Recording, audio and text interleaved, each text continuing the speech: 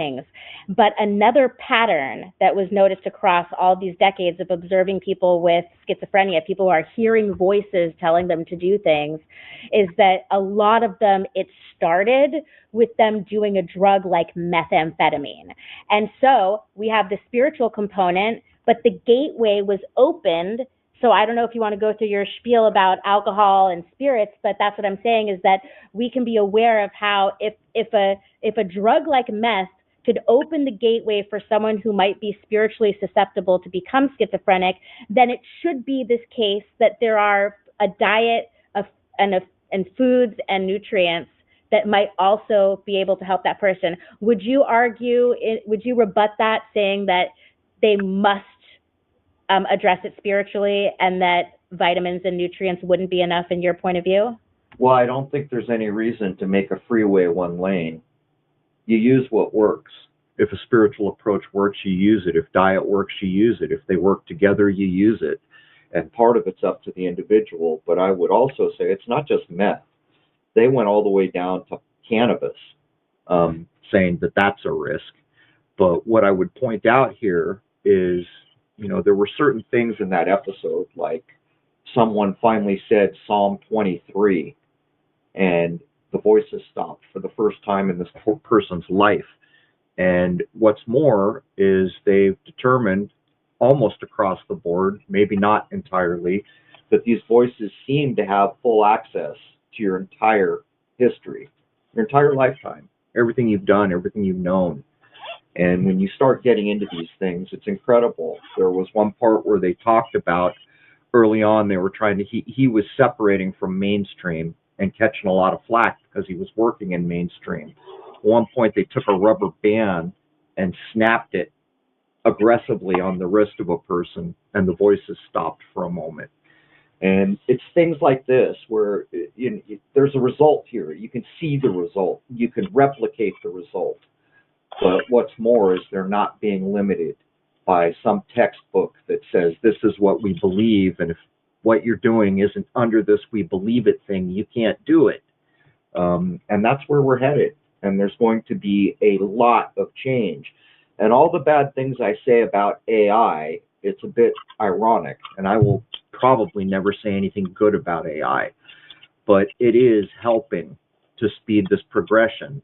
Because as AI came out, it's not totally under control. And people have been told things that the powers that be would prefer they weren't told. This is still going on, but it's getting put under control as quick as they can do it.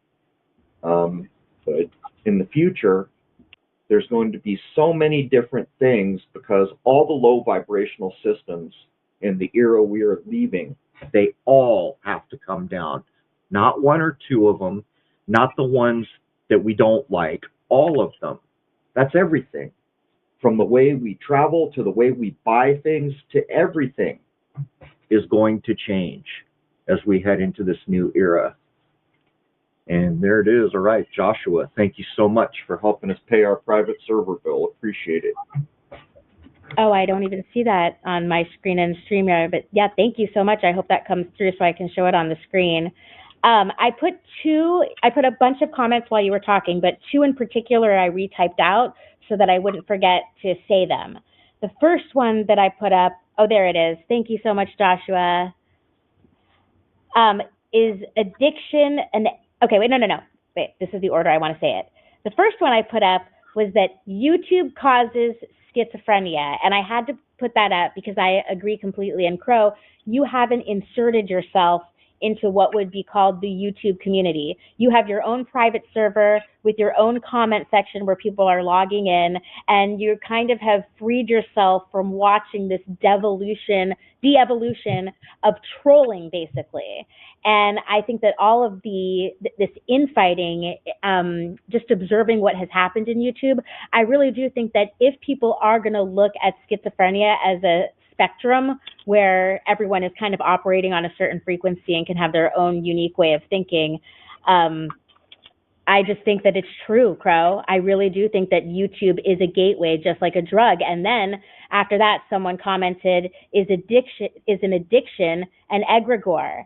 And I think that YouTube, in a way, has become an addiction for many people. There are people out there who did active research. They were shot down by the mainstream. There are people out there who put clinical ideas, and they're saying that all addiction is related to, what do you want to call it? Schizophrenia, spirits, evil spirits, egregores, what do you want to call it? And I looked at those claims across more than one or two people, and I think there's something to it. I just saw someone comment, well, I smoke cannabis, have my whole life. I don't have it. Well, that's the point. There are people who are schizophrenic that never touched any drug. Everybody is not the same. The powers that be would prefer they weren't told. This is still going on, but it's getting put under control as quick as they can do it. But in the future, there's going to be so many different things, because all the low vibrational systems in the era we are leaving, they all, episodes that Rose just mentioned, what you're seeing is the new era kicking down the brick wall that divides us all. These are two people who addressed an issue which mainstream will tell you can't be cured, and they have had successes. But what's more is they're bringing the spiritual aspect. In the modern world, we all follow science, and I can't lie to you and fake like science is all bad, but unfortunately, science has become a religion of its own. The unfortunate part about that is it leaves us what I call two-thirds blind. In the old world, where everything was holistic and dealt with as a whole, you could take anything in this world and it could be broken down. It doesn't your head or a rock or a tree. It could literally be broken down, provably, demonstrably broken down into body, spirit, and soul. Science only recognizes body. There is a spirit and there is a soul, which was demonstrated centuries, if not millennia ago, and that leaves us two-thirds blind right now. And what these folks who we've just interviewed, along with other episodes, is they're kicking down the barrier. The new era is going to include a more holistic view. Some of the things that are coming in the new era, when we get through this kind of swamp, this trudge that we're all doing right now, a lot of frequency things are going to come forward. A lot more spiritual endeavors and realities are going to come forward. So there are great things to look forward to, even though it looks pretty glum right now. But that too shall pass. And we also, to do the research when we were going to have her on, I got something like you know how when you do a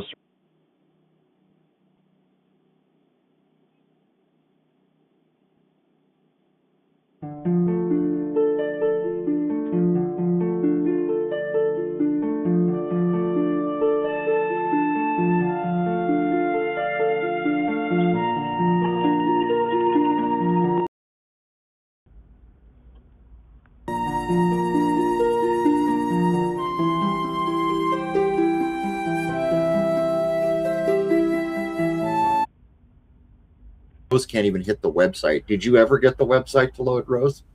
No, and it could be possible that I'm guilty of not doing updates or maintaining my browsers properly, but I do find it suspicious that on release day, despite my bad habits with browsers, everything loaded for me, countless websites, everything I posted to let people know about the show, but I can't get her website. So Crow had to share his screen with me to see what her website looks like, and it's in the description. I'm sorry, it's in the comment section under the episode, and I'll put it in the comment section after the stream, and I'll also put it into the chat right now. Right. If you put it in the live chat on YouTube, I'd be interested to hear if people try to hit it and can't. I don't update my browsers, at least very rarely. And it loaded in Firefox, it loaded in Brave, and I don't really open any of the other ones. I keep them dead. But yeah, it's crazy. When we made this, even when I made this image, we couldn't say. But what we're going to do is, you can see by the link name who our guest was. We're not going to say the name. And what we covered is critical to a lot of families out there affected. Now, the mainstream has run a slime campaign, a censorship campaign to literally blatantly twist what's being done here, saying things like, oh, these crazy doctors are telling people to drink bleach. I think the president might have even said it. But we cover the whole thing. It's running on a private server. If you're a person who wants the inside skinny, this is your chance. Literally, when I went to do the research, when we were going to have her on, I got something like you know how when you do a search on something these days, you get a page and a half if you're lucky before it starts duplicating returns quite often. And this is, I'm not even talking about using Google or anything like that, like, you know, other search methods.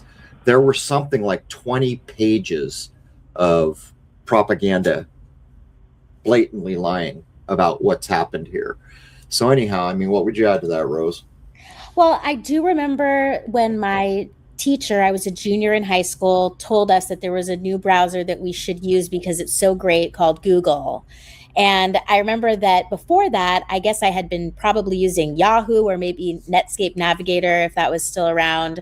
I can't remember exactly what I was using before, but that was like a line in the sand. Once Google came out, that's what everyone was using. And the one particular thing that I remember on the first time I went to google.com was that it asked like, are you feeling lucky? Do you remember that? Are you feeling lucky? Like Yep. just take you to the first suggestion.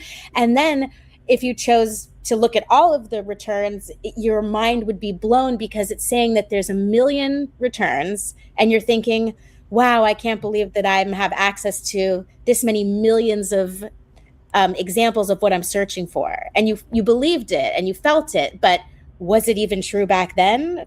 Or has it always been the same? It's just information control. You know, I forgot about that. Do you feel lucky? That's almost certainly lifted from Dirty Harry, you know, if I had to guess. But look at the chat, Rose. This is an active example of AI censorship. You're looking at people, some of them can hit it, some of them can't. This is almost certainly based on the dossier that AI is forming on everybody. How is it that two people using the same browser, presumably mostly in the same country, can't hit the same site? It's crazy how finite the censorship is going to be. This reminds me of when they deleted Crow 777 off YouTube. When it came back, I have some friends that are hired by some of the most powerful places to do basically white hat hacker work. And they proved that Google had put an algorithm to censor my name. It's still in force today. But what they also proved was that in some places that had never heard Crow 777 before,